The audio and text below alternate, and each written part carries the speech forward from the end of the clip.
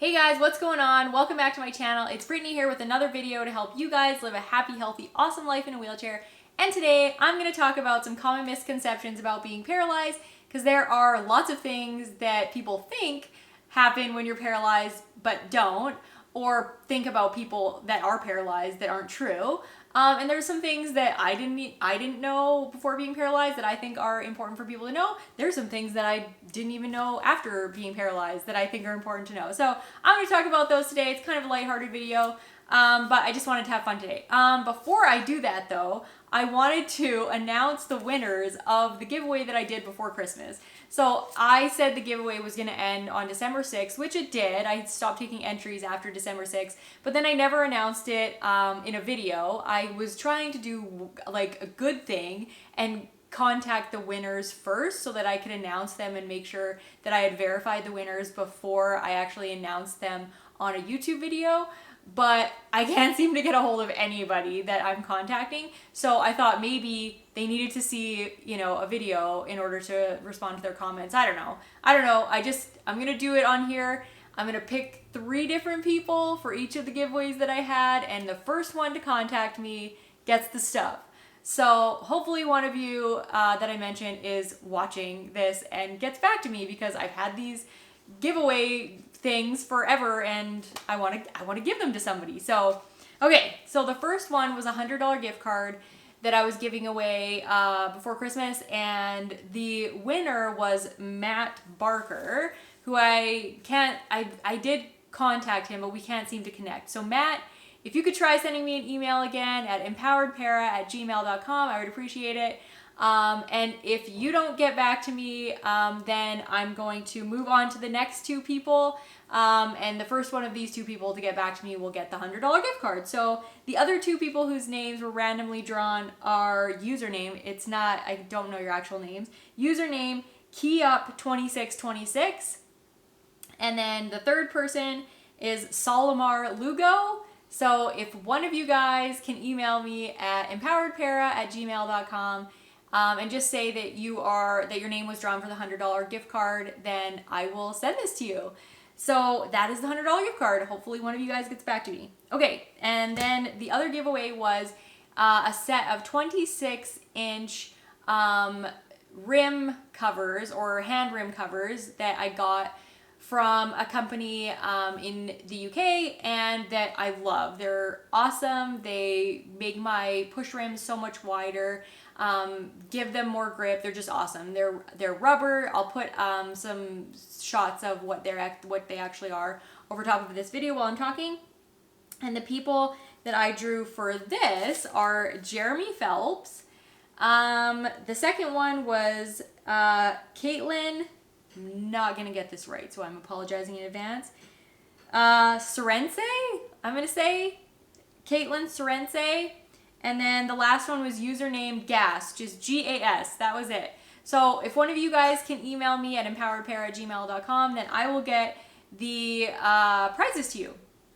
There, all done. I'm like the worst YouTuber ever. I don't know how to do giveaways very well, and I'm failing miserably at any of the ones I do. But I seem to have gotten the other ones that I've done to the people. So hopefully this will work and people will see that they've won and they'll contact me. Okay, so now let's get to the common misconceptions about being paralyzed. I have 8 of them. And the first one I'm going to start with is that we can't move our legs. So that is sort of true and sort of not true, but the real truth about being paralyzed is that we have no voluntary control over our legs, or whatever it is below our level of injury that's paralyzed, because our legs a lot of the movement is controlled by reflexes in your spinal cord. The problem is that there's no communication between the spinal cord and your brain anymore. So then your legs move on their own. So we can still move our legs when we're paralyzed. Most of us, some people, if they get paralyzed in the sacral region of their spinal cord and damage peripheral nerves to the actual muscles, then they sometimes can't move their legs at all. But most people that are paralyzed have something called spasticity, and our legs move all the time. They just aren't under our voluntary control, which is super annoying sometimes. So that is misconception number 1, that our legs don't move anymore, which is not true. Our legs still move, we just can't control how they move. Some people can actually kind of use their spasticity to their advantage and stand up and things like that, even though they're not technically controlling it. They're just kind of making those spasms happen at convenient times. So that's number one. Number two is that we can't feel below our level of injury. So a lot of people assume that if you're paralyzed, you can't move or feel anything below your level of injury, and that's not true. Some people have movement and feeling, and then some people have no feeling, but they have some movement. Some people have no movement but feeling. So there's a whole bunch of different ranges out there of what people can do below their level of injury, and it's not always true that we can't feel. So I can't feel, but that's not always true. So that's number two. The third misconception is that we can't have kids or we can't have a natural birth. So I get asked a lot if I can have kids, and especially before I had kids, I got asked if I wanted kids or if I was going to adopt.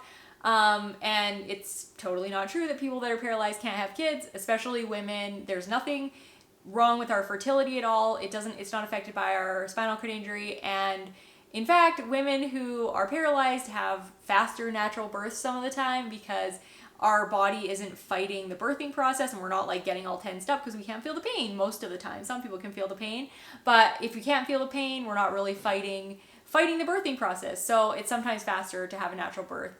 I didn't have a natural birth because, not that I didn't have a good obstetrician, but she didn't encourage it. I opted for a C-section because I wasn't sure how a natural birth would work, and she didn't seem confident about it. So I had a C-section, an elective C-section, and I wish that I had tried a natural birth because, I just think it would have been cool to have a natural birth being paralyzed and, not have the pain and then not have the epidural and all the things that went in with the C-section, having to wait till my scars or my incision healed, all that stuff.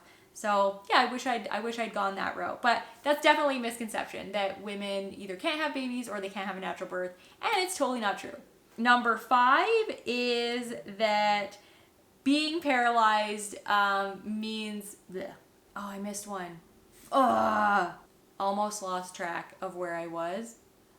I skipped a few, so now I went back, and I'm gonna get back in order. Okay, so we were on misconception number 3. Now we're on number 4, and that misconception is that people that are paralyzed can't have sex, or can't feel sex, or can't have an orgasm, and that's not true either. Like I said before, some people can feel below their level of injury, some people can move below their level of injury. It really varies from person to person, so their ability in that region varies as well.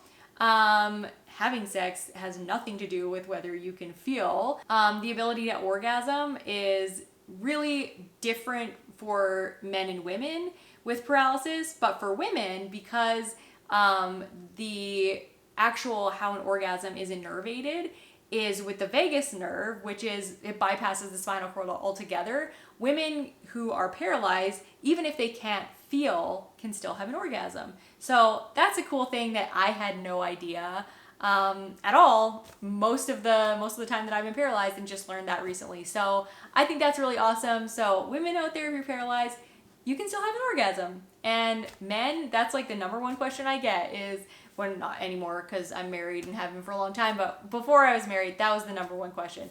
Can you have sex? Can you feel sex? Can you have an orgasm? Which sometimes you're like, really? Is that the first thing you're asking me? So men, if you're curious and you meet a woman in a wheelchair, maybe ask her about something else first, because that's creepy. Don't let that be the first question. Okay, so the next misconception is number 5, that being a paraplegic means you are paralyzed from the waist down. So a lot of people assume, because I have the use of my hands, that I'm paralyzed from the waist down, and that's not true. I'm paralyzed from the chest down, and being a paraplegic just means that 2 of your limbs are affected by paralysis, which means your legs, and being a quadriplegic means that 4 of your limbs are affected by paralysis, meaning your arms and your legs. So a paraplegic can be paralyzed anywhere from as high as your armpits, like way up high in your armpits like me, or I guess I'm a little bit lower down. It can be way up high in your armpits if they're paralyzed higher, because I'm a T6. If you are a T1, you lose feeling in the very top of your armpits. And then you can also be paralyzed as low down as L1 as a paraplegic. So there's a lot of range there for being a paraplegic. And some of us have tummy muscles, some of us don't, some of us are paralyzed from the waist down, and a lot of us aren't. So being a paraplegic doesn't always mean being paralyzed from the waist down. It's just the assumption that a lot of people make. Okay, number 6, the next misconception is that we will get offended if asked why we're in a wheelchair. And I guess this is maybe not always true for people, but I'm never offended if somebody asks me why I'm in a wheelchair, whether I'm in the grocery store, standing in line with somebody, or, I'm getting to know them as a friend. It never bothers me if somebody asks why I'm in a wheelchair, because I am genuinely curious about why other people are in wheelchairs. I'm genuinely curious why, if I see somebody with a burn, how it happened. If they, have no leg, I want to know what happened. So it's just, I think, a human nature to be genuinely curious, and it never bothers me, and it doesn't bother most of the people that I know that are in wheelchairs. So I think if you're asking in a nice way, and you're not, going up to them in a really awkward situation where they're like on a date or something, or you're barging in on something, I think it's okay to ask. So that's a misconception. At least I think that's a misconception that people have, is that if they can't ask, that's rude. It's rude to ask how somebody got to be disabled or is in a wheelchair. Oh, my phone just dinged. I should turn it off. Okay, number 7 is related to that one, and it's that the misconception that we get offended when we're stared at. This is probably similar to number 6 in that it's a personal thing, but I don't get offended when people stare at me. I just feel like they're genuinely curious.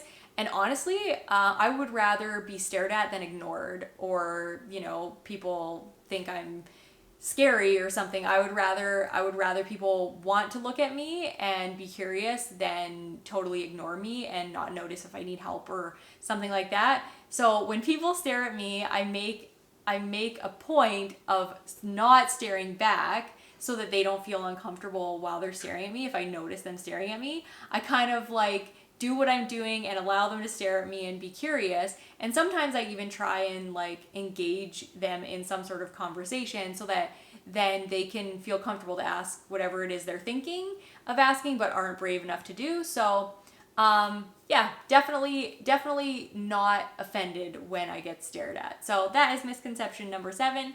And then the last one is that people that are paralyzed have to wear diapers. And this one is sort of true and sort of not true. People that are paralyzed do have accidents, but we're all very different, because where we're actually paralyzed depends on how our bladder and bowel react after paralysis. So some people's bladder and bowels can hold a lot and don't actually void easily. So wearing diapers doesn't make sense for them. Other people have really huge problems with incontinence because their bladders are more spastic and can hold less. So it's really individual. And yeah, it's not the norm for everybody to have to wear diapers if they become paralyzed.